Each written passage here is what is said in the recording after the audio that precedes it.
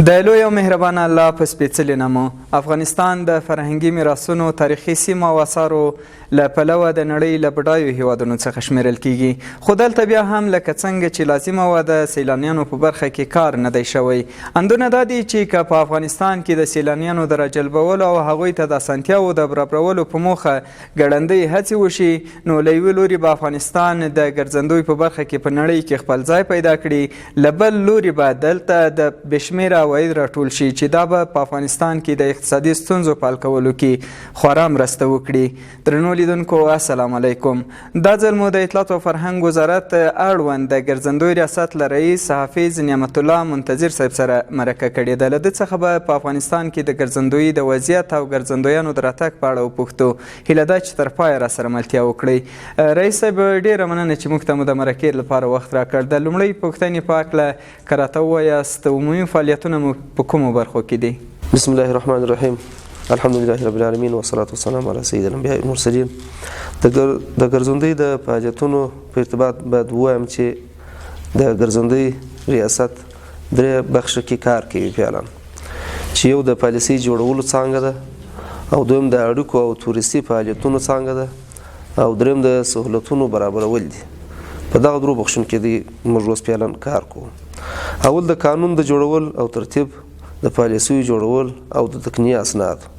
دویم د اړیکو او تورستي فعالیتونو ارزونه ده، جمعواري او احصایه د سیاحینو داخلي او بهرني ده، د ولایتي امیرونو سره اړیکه ټینګول دي، او دریم د تورستي خدمتونو لپاره لازم او اړین سهولتونه برابرول دي.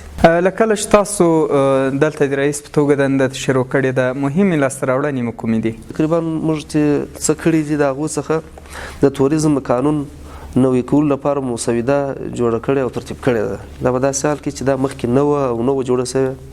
او دویم د توریزم طرز العمل جوړ کړی دی، او دریم د ښکار لپاره مو لایحه جوړه کړې ده چې دا هم د سیاحت یو برخه ده، یو حصه ده. او څلورم د سیاحتي سیمو د ټکټونو توضیح لپاره اصولنامه جوړه کړې ده او ترتیب کړې مو ده. او بل مو لاسي صنایعو لپاره د بازار جوړولو په خاطر د لومړني طرحې جوړول وروسته د ټاکل شوي هیئت له سروې څخه. او بل مو د لاسي صنایعو کارکوونکو ته د کارتونو توضیح کول چې تکراري غوښتنه کوله. او بل مو د ګرځندوی له طریقه د ملي عایداتو د لوړوالي لپاره د مالیې وزارت په همکارۍ سره مکمله طرحه جوړول او ترتیبول دا مو کړي دي. او بل مو د مالیې وزارت په موافقه د ګرځندوی د پیشرفت لپاره پروپوزل جوړ کړي او لیکلي دي. او بل مو د اطلاعات او کلتور د وزارت د ترانسپورت او هوانوردي تر منځ د تفاهم نامې جوړول. دغه څه مو پلان کړي دي چې موږ دغه ریاست ته راولي. رئیس صاحب داسې ګنګوسې هم شته چې ګواکې د بهرنیو سیلانیانو راتګ د تیر په پرتله باندې کم شوی ده. ستاسو معلومات په دې هکله څه دي؟ په رښتیا هم اوس بهرني ګرځندویان کم راځي افغانستان ته؟ نه، دا حقیقت نه لري. واقعا چې ورځ په ورځ بهرني سیلانیان هم پر ډېرو دي او داخلي هم پر ډېرو دي، ځکه هغه شرایط ګرځندویان یې تقاضا کول او غوښتنه کول هغه اوس بالکل آماده دي او برابر دي. ټولو ولایاتو کې هماهنګي شته او هلته امنیت شته، راهنما هلته شته، او ټول چې دي ورځ په ورځ پر زیاتېدو دي. دلته د مرکز سره په تماس کېږي، بیا موږ د یو رسمي مکتوب له لارې هغه مربوطه ولایت ته مکتوب ورکوو، هلته بیا هغه هر څه سهولتونه د راهنما او د نور څه هغه ورته برابروي. نو بناء د سیاحین یا سیلانیان د پخوا په پرتله زیات شوي دي، ځکه د سیلانیت لومړنی شرط هغه امنیت دی. چې امنیت یې بیا نو خلک ګردشګري کوي او هغه منظره کوي، هغه سیلانیتوب کوي. چې د امنیت نه بیا نه کوي، نو اوس دا فضا ډېره ښه مطمئنه ده، نو خلک را ډېر شوي دي، زیات شوي دي. رئیس صاحب د ګرځندویانو ته د اسانتیاو برابرولو برخه کې هم دا هم مهمه برخه ده. د امنیت ترڅنګ داسې ویل کېدل چې په اکثره ځایونو کې دوی لپاره اسانتیانې وینوي، په ځانګړي ډول د پکتیا په ځاځیاریوب کې هلته چې کله کورني او بهرني سیلانیان ځي، دوی بیا وایي چې هلته سهولتونه نشته، خصوصا د شپې تېرولو لپاره ځایونه کم دي. تاسو په دې اړه باندې هغوی ته څه وایاست؟ پوښتنه خو ډېر پر ځای پوښتنه ده. واقعا هم ګرځندوی یا د ګرځندوی په ارتباط د توریزم په حواله موږ ډېر غټ تدابیر او ډېر لوی تصامیم لرو. لکه چې مخکې ما په نور مرکو کې ویلي چې داسې هیوادونه شته چې تقریبا 50% څخه زیات عواید دغه توریزم د لارې څخه راوړي. نو دغه حصه کې مخکې وختونو کې بيخي کار سوی نه دی. دغه څه چې اوس مخکې ما درته وویله چې دغه فعالیتونه چې د دې لپاره موږ قانون جوړ کړي، د دې لپاره مو طرز العمل جوړ کړي، د دې لپاره مو د نمایشګاو د لپاره مو صلاحیتونه ایجاد کړل، دغه څه موږ چې مخکې ما درته وویل دا اوس وسول مخکې سوي نه وه. نو په دې ارتباط باندې موږ پوره امادګي لرو چې موږ ډېر ښه سهولتونه د دې لپاره برابر کړو، د هوټلدارۍ په باره کې، د دې د ترانسپورټ په باره کې، هغه که زمیني وي که هوایي او د دې د امنیت په بخش کې. دا یو ډېر لویه پروژه ده او د دې د لارې څخه ډېر عواید لاسته راوړلی سي. هغه د خصوصي شرکتونو د لارې څخه هم او په خپله هم په دې باندې کار روان دی او دا به کېږي، دا څه به ورته دې ته مهیا کېږي.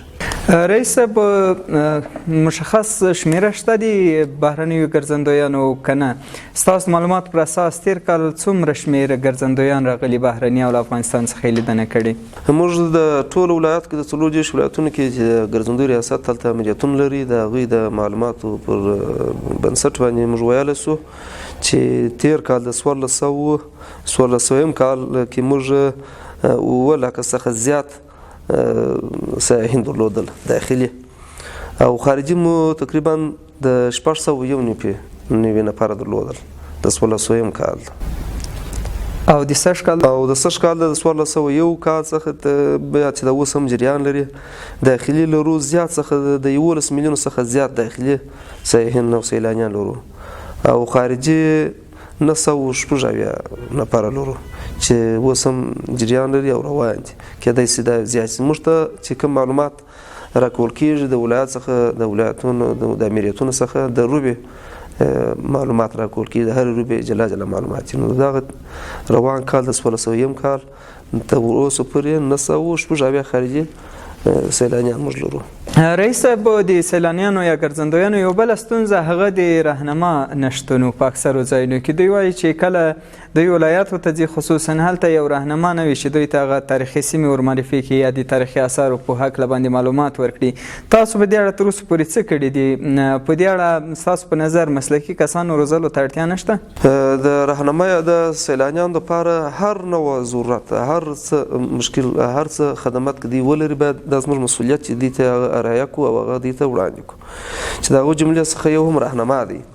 نو کوم سیلانیان چې مرکز ته راځي، کابل څخه بیا موږ دوی انتقالوو نور ولایات ته، نو موږ دغه خپل امریت ته هغه لیږو د رسمي مکتوب پر اساس چې هلته راهنما وجود لري، چې هغه مسؤلیت او وظیفه هم دا ده چې هغه سیلاني ته دا ټول خدمات ارازه کې هغه ته معلومات ورکړي، هغه ته هغه موږ تاریخي ابدي روشي زموږ هغه جاذبه ځایونه ورته په نښه کې او د هغوی راهنمایي وکړي، هغه ته هر څه سهولت برابر کړي.